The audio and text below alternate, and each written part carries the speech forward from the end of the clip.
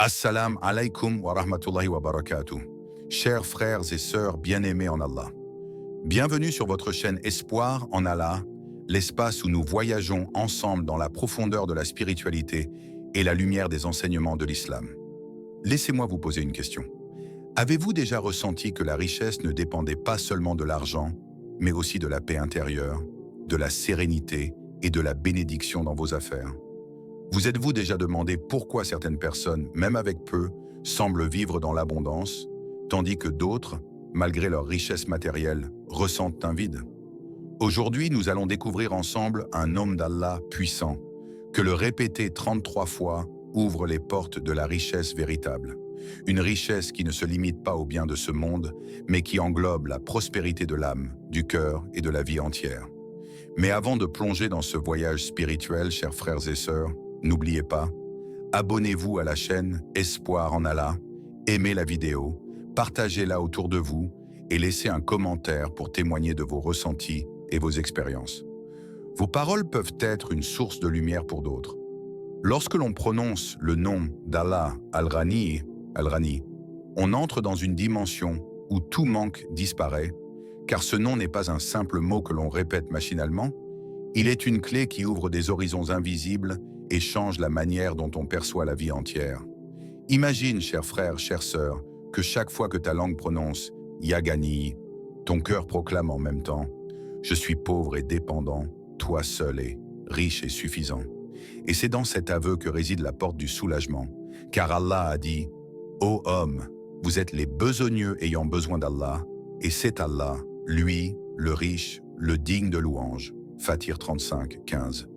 Et cette parole n'est pas seulement une description, c'est une vérité qui résonne dans l'univers tout entier. Regarde autour de toi, chaque oiseau qui trouve sa nourriture, chaque plante qui s'épanouit sous le soleil, chaque être qui respire sans même y penser, tous proclament silencieusement la richesse infinie de leur Créateur, celui qui n'a besoin de rien, mais dont toute chose a besoin. Et quand toi, en tant qu'être humain, tu reconnais cette réalité, tu renverses la vision du monde. Tu n'es plus celui qui court derrière les biens matériels avec angoisse, mais celui qui comprend que la richesse véritable coule d'une source inépuisable qui est entre les mains d'Allah Al-Ghani. N'est-il pas frappant de constater que dans notre société, beaucoup pensent que l'accumulation d'argent et de biens équivaut à la prospérité, alors qu'en réalité, certains des plus riches de ce monde vivent dans une pauvreté intérieure déchirante, remplie de peur, de solitude et d'inquiétude quant à demain, tandis que d'autres, qui n'ont que peu de ressources matérielles, semblent marcher avec une lumière et une sérénité que rien ne peut acheter. Voilà pourquoi répéter « Yagani » 33 fois ne se limite pas à un rituel verbal, mais devient une manière d'entraîner ton âme à se détacher de l'illusion et à s'accrocher à la source véritable. Et c'est là que le miracle se produit, car ton cœur se libère de la peur de manquer. Tes pensées se purifient de l'obsession du gain et tes actions deviennent orientées vers la gratitude et la confiance. Pose-toi cette question maintenant. Si la richesse que tu recherches n'était pas celle des coffres pleins d'or, mais celle d'un cœur riche d'espoir, d'un foyer riche d'amour, d'une vie riche de sens, combien ta perspective changerait-elle? Le prophète a dit « La richesse ne consiste pas dans l'abondance des biens, mais la vraie richesse est la richesse de l'âme. » Bukhari et Muslim. Et ce hadith, si tu le médites, est un écho direct du nom Al-Ghani, car Allah est celui qui enrichit par ce qu'il donne et par ce qu'il retire. Car parfois ce que tu crois être une perte est en vérité une purification. Et parfois ce que tu crois être un manque est en réalité une protection. Et répéter « Ya Ghani » est un rappel constant que tu n'es pas le maître de ton destin, mais que tu es entre les mains d'un Seigneur qui sait ce qui est mieux pour toi. Même lorsque toi tu l'ignores, imagine cette scène. Un homme se retrouve face à une dette qu'il n'arrive pas à payer, ses poches sont vides et ses proches l'abandonnent. Mais au lieu de sombrer dans le désespoir, il se tourne vers son tapis de prière, il élève ses mains et répète « Ya Ghani, Ya Ghani, Ya Ghani ». Et dans cette invocation sincère, une paix descend dans son cœur, et peu après, Allah lui ouvre une porte inattendue. Peut-être une opportunité qu'il n'avait jamais envisagée, peut-être une aide venue d'un ami lointain, peut-être une solution qui ne dépendait d'aucun calcul humain, et c'est cela la richesse d'Al-Ghani, celle qui ne dépend ni des marchés, ni des salaires, ni des héritages, mais qui descend directement du ciel vers celui qui sait attendre et faire confiance. Le Coran affirme « Quiconque craint Allah, il lui donne une issue favorable, et il lui accorde ses dons par des moyens sur lesquels il ne comptait pas. » At-Talaq 65, 2-3. Et cette promesse est une preuve éclatante que le nom Al-Ghani n'est pas un symbole vide, mais une réalité active, vivante, qui agit dans la vie de ceux qui se connectent à Allah. Peut-être que toi qui m'écoutes, tu es dans une situation où tu te sens bloqué, écrasé par les difficultés. Peut-être que tu crois que tu n'as plus d'issue, alors prends un instant, ferme les yeux, inspire profondément et répète dans ton cœur « Ya Ghani » et imagine chaque syllabe comme une clé qui ouvre une porte invisible, une porte qui mène vers une lumière, une porte qui t'éloigne de l'angoisse et qui t'approche de la certitude. Et au fil des répétitions, tu découvriras que ce nom n'est pas seulement un mot, mais un océan dans lequel ton âme se baigne, une mer dont les vagues portent des trésors de patience, de force et de bénédiction, et tu comprendras alors qu'être pauvre ou riche matériellement n'est qu'un détail, car la vraie question n'est pas « combien possèdes-tu ?», mais « combien ton cœur est-il rempli d'Allah ?» Et à ce moment précis, tu verras que la plus grande richesse est déjà en toi, car Allah Al-Ghani ne cesse de donner, encore et encore, à celui qui l'invoque avec sincérité. Imagine cette scène. Un homme, usé par les épreuves de la vie, marche dans les rues poussiéreuses de Médine, le visage marqué par la fatigue, les mains vides, le cœur lourd de soucis, car chaque jour il se lève avec la peur de ne pas trouver de quoi nourrir sa famille, et chaque nuit il s'endort en entendant les soupirs de ses enfants, endormis le ventre vide. Son cœur est serré, sa dignité blessée, il n'a plus de force pour lutter, et il se dit en lui-même « Je suis pauvre, ma vie n'a plus de valeur ». Alors, dans un élan de désespoir mêlé d'espérance, il décide de se rendre auprès du prophète Muhammad, car il sait que dans sa parole se trouve une lumière que rien au monde ne peut éteindre. Arrivé devant lui, les yeux baissés et la voix tremblante, il confie sa détresse. « Ô messager d'Allah, la pauvreté m'écrase, je n'ai plus rien. » Et le prophète, dans sa miséricorde infinie, le regarde avec une douceur qui apaise, puis lui pose une question simple mais profonde. « Fais-tu ton dhikr régulièrement ?» L'homme surpris répond « Non ». Et c'est alors que le prophète lui enseigne une vérité éternelle. Il lui dit de répéter les noms d'Allah, non pas comme une formule magique, mais avec sincérité, persévérance et confiance, car dans ces noms se trouve la clé de la délivrance. L'homme repart, son cœur encore incertain, mais il commence à pratiquer, et chaque jour, assis dans le silence de sa maison pauvre, il ferme les yeux et répète « Ya Ghani, Ya Ghani, Ya Ghani ». Parfois sa voix est brisée par les larmes, parfois ses pensées s'égarent, mais il continue, car au fond de lui, une petite flamme s'est allumée. Les jours passent, et peu à peu, il ressent un changement subtil. Sa poitrine devient plus légère, ses nuits plus apaisées, ses prières plus profondes, et il se surprend à sourire à ses enfants avec une sérénité nouvelle.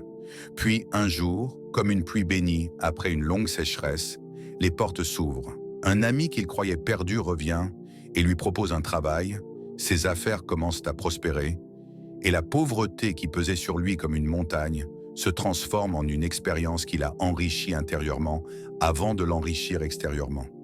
Car désormais, il sait que la véritable richesse n'est pas seulement dans la bourse, mais dans un cœur qui se confie à Allah. Son foyer, autrefois empli de silence et de peine, résonne maintenant des rires de ses enfants rassasiés, et sa femme le regarde avec respect et gratitude, car elle voit en lui un homme transformé, un homme qui a goûté à la douceur du nom Al-Ghani. Ce récit, cher spectateur, n'est pas une simple histoire ancienne, c'est un miroir tendu à toi, à moi, à chacun de nous, car combien de fois nous disons « je n'ai pas assez ».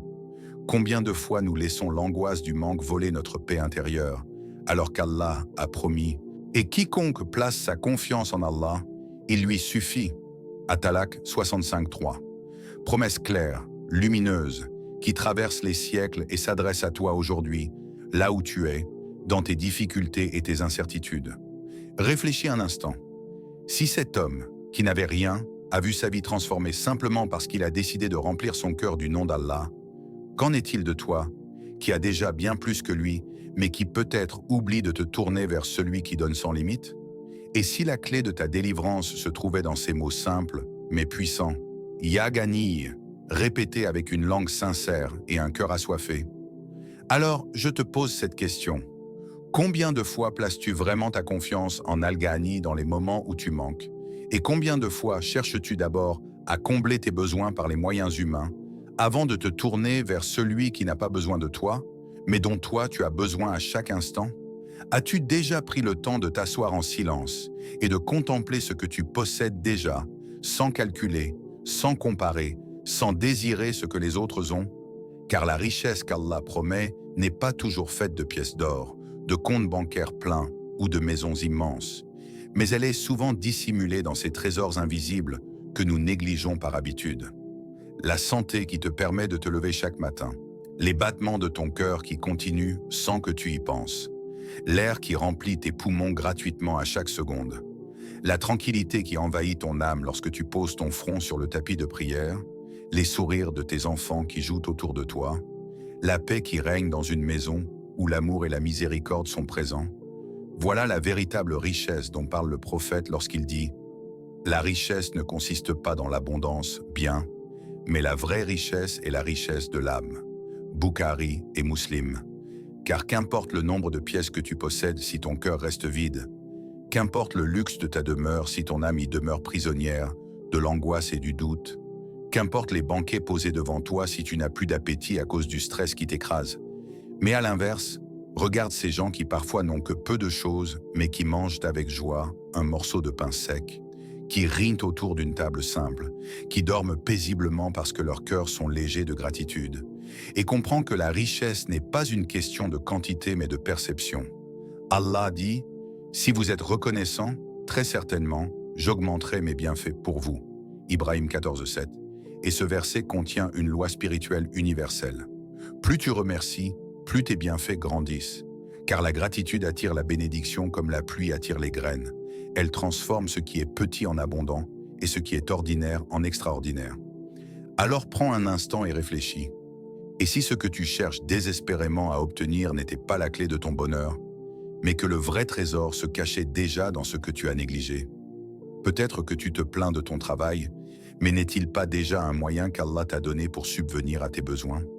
Peut-être que tu te compares aux autres et que tu crois être pauvre, mais n'as-tu pas des yeux pour voir, une langue pour parler, des jambes pour marcher, alors que certains donneraient tout ce qu'ils possèdent pour goûter à un seul de ces bienfaits? Réfléchis encore. Quand ton enfant t'appelle papa ou maman, quand tu entends son rire résonner dans ta maison, n'est-ce pas là une richesse que même les plus grands rois ne peuvent acheter? Quand tu ouvres le Coran et que tes lèvres murmurent les versets d'Allah, n'est-ce pas là une richesse qui dépasse toutes les bibliothèques du monde? Quand tu poses ta tête sur ton oreiller et que le sommeil vient doucement, sans insomnie, sans médicaments, n'est-ce pas là une richesse que des milliers de gens cherchent en vain? La vraie richesse est celle qui emplit ton cœur de gratitude et qui purifie ton âme de l'ingratitude. Et c'est pourquoi certains vivent dans des palais dorés, mais n'y trouvent qu'un désert intérieur. Tandis que d'autres, assis sur un tapis usé, sentent le parfum du paradis descendre sur eux.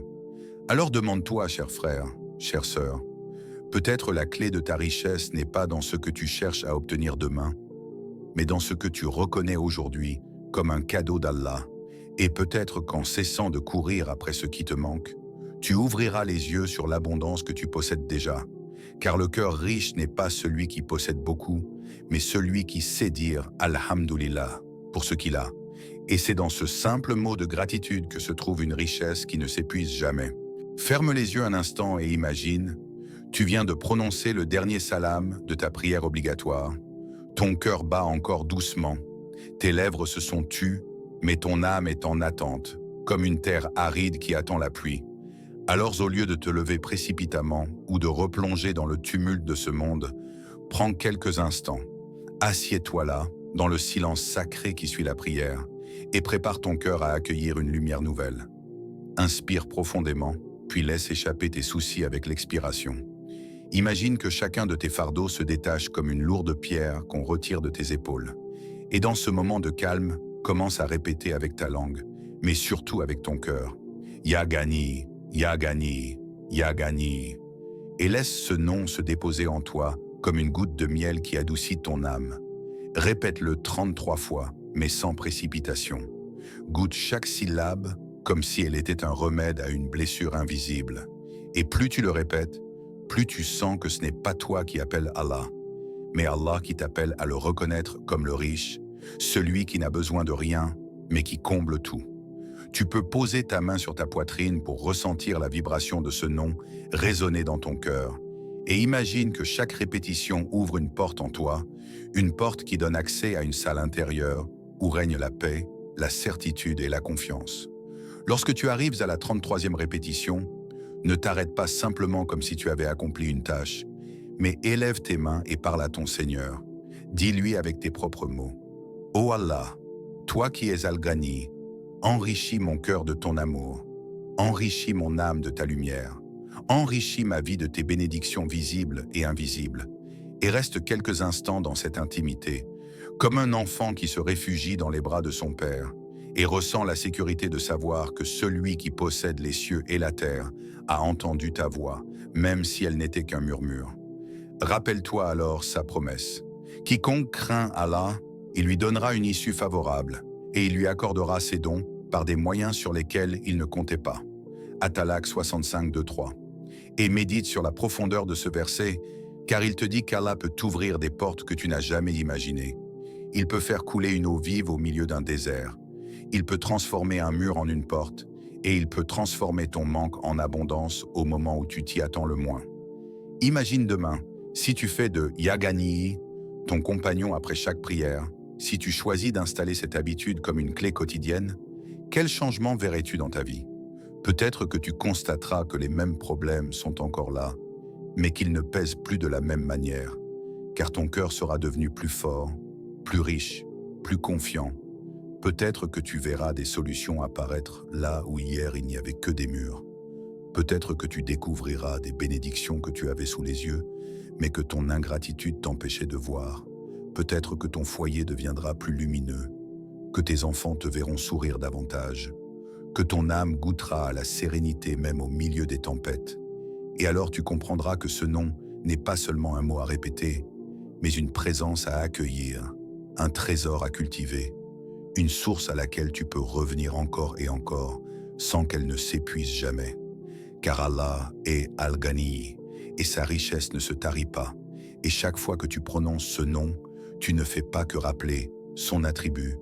Tu invites une part de cette abondance divine à descendre dans ta vie.